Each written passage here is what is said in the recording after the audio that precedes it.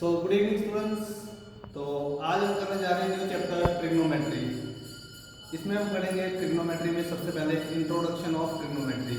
उससे भी पहले हम क्या करना चाहते हैं, हम चेक करना चाहते हैं हमारे पास ये क्या है, बी और सी। ए बी सी हमारे पास एक राइट एंगल ट्रायंगल है। तो ट्रिग्नोमेट्री में हम ज़्यादातर राइट एंगल ट्रायंगल का ही यूज़ करेंगे, ज़्यादातर की मोस्टली हम राइट एंगल ट्रायंगल का ही यूज़ करेंगे। तो मैंने यहाँ पे एक राइट एंगल ट्रायंगल बनाया है जिसमें मेरे पास एंगल बी क्या है, 90 डिग्री है। इसका मतलब एंगल ए और एंगल सी जो है मेरे पास एक्यूट एंगल है। हम राइट एंगल ट्रायंगल में ज्यादातर देखते हैं जो स्लैंट लाइन है दैट इज हाइपोटेनस, जो खड़ी लाइन है उसको हम परपेंडिकुलर, और जो नीचे साइड है उसको हम बेस से रिप्रेजेंट करते हैं। बट ट्रिग्नोमेट्री में हमारे पास जो रेशोस आते हैं, जो हमारे पास ट्रिग्नोमेट्री फंक्शंस हैं, उसमें हमारा डिपेंड करता है एंगल कौन सा दिया हुआ है। ट्रिग्नोमेट्री फंक्शन में हमारे पास कौन कौन से फंक्शन आते हैं, एक sine, cos, tan, cot, cosec और सिन। ये हमारे पास फंक्शन है। अब इसमें हमारे साथ पास यहाँ पे थीटा वर्ड यूज किया होता है। थीटा, थीटा मतलब पर्टिकुलर एंगल। वो एंगल ए भी हो सकता है और एंगल सी भी हो सकता है, वो एक्यूट एंगल ही होंगे दोनों में से। अब यहाँ पे अगर मान लो मैंने यहाँ सभी के साथ थीटा लगा दिया, और डिपेंड करेगा हमने इस थीटे के बेस पे परपेंडिकुलर और बेस को चेंज करना है। तो उससे पहले हमें ये रेशो चेक करनी पड़ेगी। जो हम रेशो लेते हैं, जो फंक्शन लेते हैं, फंक्शन कैसे आते हैं। तो मेरे पास एक रूल है जिसको हम बोलते हैं पंडित बद्री प्रसाद हर हर बोले सोना चांदी तोले, और इसके बाद आता है कम से कम, कम से कम। तो पहले मैंने P अपॉन H, मतलब मेरे पास अगर रेशो आएगी P अपॉन H, तो ये बन जाएगा मेरे पास साइन थीटा। अगर मेरे पास आता है बेस अपॉन H, ये साइन थीटा हो गया, cos theta base upon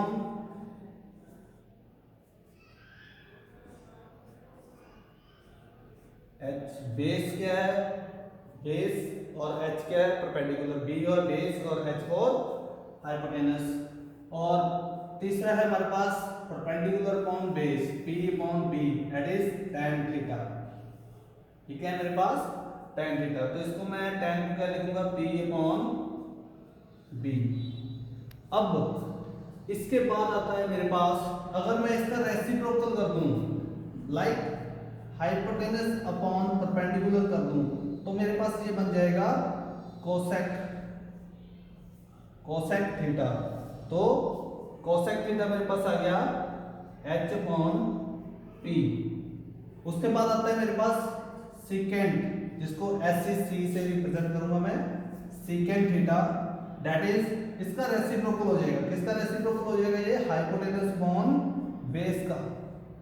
like मैंने बेस अपॉन हाइपोटेनस था, मैंने इसको लिख लिया हाइपोटेनस अपॉन बेस। तो ये मेरे पास आ जाएगा सेकेंड हाइपोटेनस अपॉन बेस। और लास्ट है मेरे पास perpendicular upon base tan theta था, इसका रेसिप्रोकल करूंगा, बेस ऊपर जाएगा और परपेंडिकुलर नीचे आएगा, तो मेरे पास बन जाएगा cot थीटा।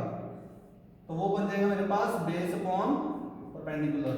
तो यहाँ पे मैं इसको लिखूंगा बेस अपॉन परपेंडिकुलर। अब थीटा डिसाइड करेगा, ये थीटा ही, ये एंगल ही डिसाइड करेंगे। मतलब जहाँ तक थीटा ये हो सकता है, जहाँ थीटा ये हो सकता है। अब इस थीटा के बेस पे परपेंडिकुलर और बेस चेंज होते हैं। अब मान लीजिए मैंने करना है यहाँ पे, मैं इसी को द्वारा इरेज कर देता हूँ ताकि आपको क्लैरिटी रहे। तो मैंने इस ट्रायंगल के अकॉर्डिंग करना है। तो मेरे पास मान लीजिए थीटा इज इक्वल टू क्या है, दैट इज एंगल ए।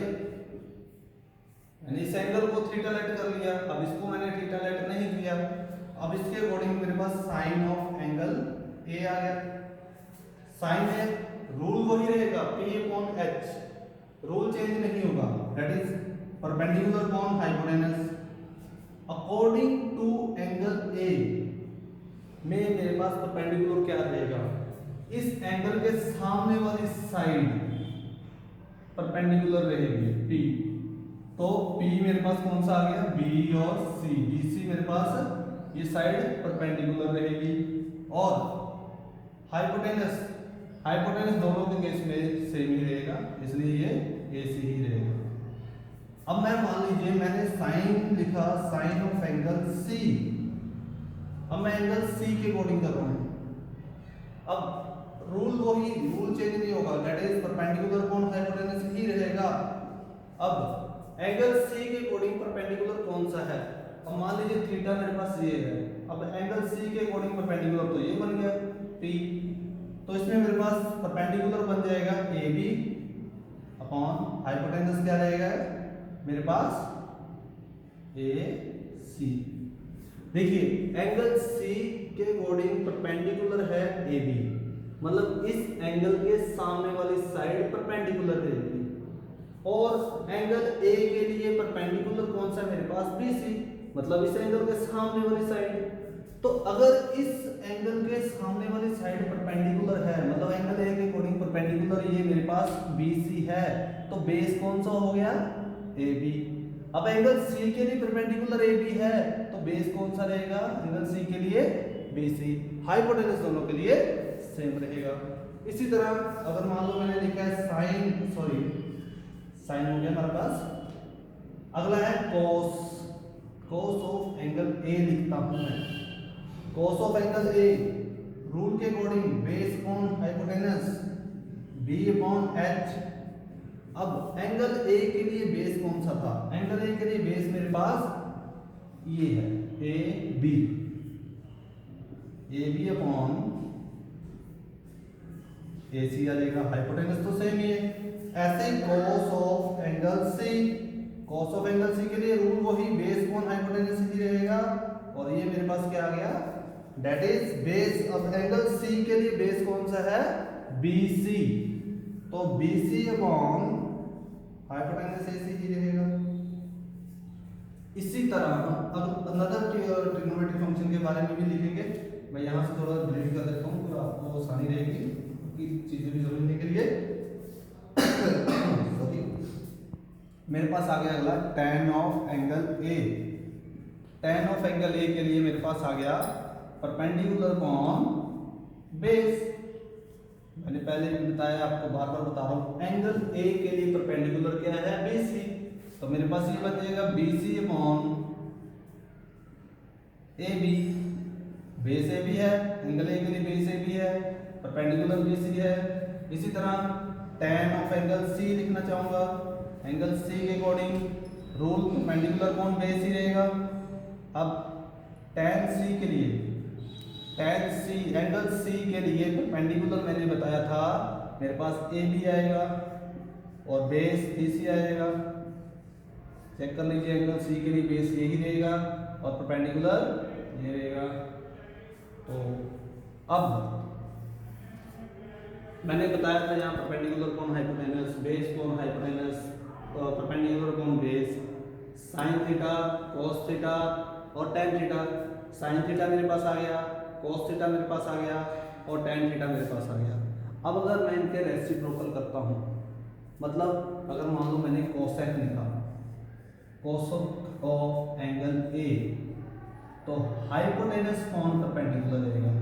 अब कोसेक क्या होता है, साइन का रेसिप्रोकल होता है, ये ऊपर जाएगा ये नीचे जाएगा, मतलब AC ऊपर चला जाएगा BC नीचे आ जाएगा। तो यहाँ पे क्या आ जाएगा AC अपॉन BC आ जाएगा।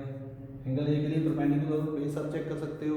इसी तरह कोसेक ऑफ एंगल C क्या आ जाएगा मेरे पास, cosec of angle C rule same, बस एंगल C के लिए अकॉर्डिंग आप चेक कर सकते हो। एंगल C के लिए परपेंडिकुलर AB था, अब वो नीचे चला गया, AC ऊपर रहेगा, AC हाइपोटेनस है ऊपर आ गया और AB मेरे पास नीचे आ जाएगा।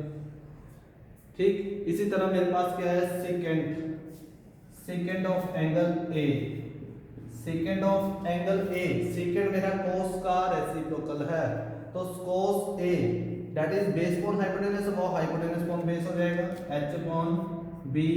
तो ये मेरे पास कितना रहेगा AC upon AB, AC upon AB। और इसी तरह सेकेंड ऑफ एंगल सी, तो मेरे पास वो रूल कोई रहेगा हाइपोटेनस कॉन बेस। अब इसमें एंगल सी के अकॉर्डिंग देखो हाइपोटेनस कौन सा है AC, वो ऊपर जाएगा और बेस है मेरे पास BC, तो मैंने BC लिख लिया। तो ये हमारे पास के 5 ट्रिग्नोमेट्री फंक्शन आ गए हमारे पास। अब इसके बाद एक लास्ट वाला ट्रिग्नोमेट्री फंक्शन है that is cot, that is cot. तो कोट को भी आप एक बार चेक कर लीजिए, cot of angle A that is cot tan reciprocal है, तो cot A that is cot A आ गया बेस ऑन परपेंडिकुलर। अब एंगल A के लिए बेस है AB, तो AB अपॉन परपेंडिकुलर BC आ जाएगा।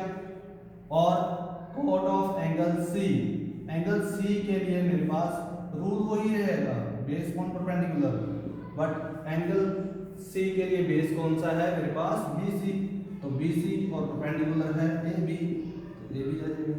तो इस तरह मेरे पास ये सारे के सारे ट्रिग्नोमेट्री फंक्शन हमने लिख लिए। बस रेसिप्रोकल का याद रखना, रेसिप्रोकल कैसे करना है हमने याद रख लेना है, साइन का रेसिप्रोकल कोसेक, कॉस का रेसिप्रोकल सेकेंड और tan का रेसिप्रोकल कोट आएगा। तो उसी तरह हमारी रेशो भी चेंज हो जाएगी। Thank you. ये हमारी फर्स्ट इंट्रोडक्शन है, इसी के बेस पे हमारा फर्स्ट एक्सरसाइज सॉल्व होगी, जिसकी वीडियो मैं आपको कल बना के सेंड कर दूंगा। थैंक्स।